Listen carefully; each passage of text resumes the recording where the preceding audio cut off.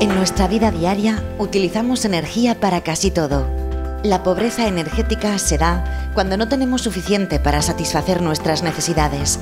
Un problema que en Aragón ha aumentado en los últimos años.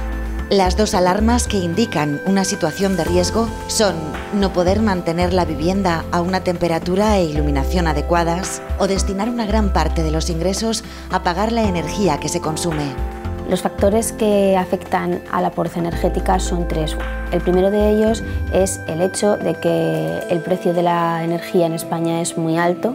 Somos el cuarto país que tiene un precio más caro de la energía en Europa y además en los últimos años se ha incrementado en un 80% y eso hace que muchas familias no puedan hacer frente a las facturas de la luz y del gas.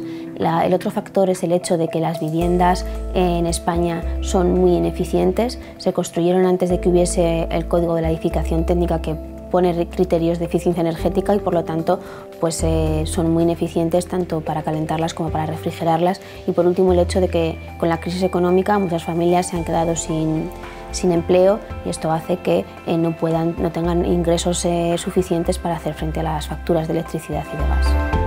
En ECODES llevan desde 2013 ayudando a las familias en situación de pobreza energética.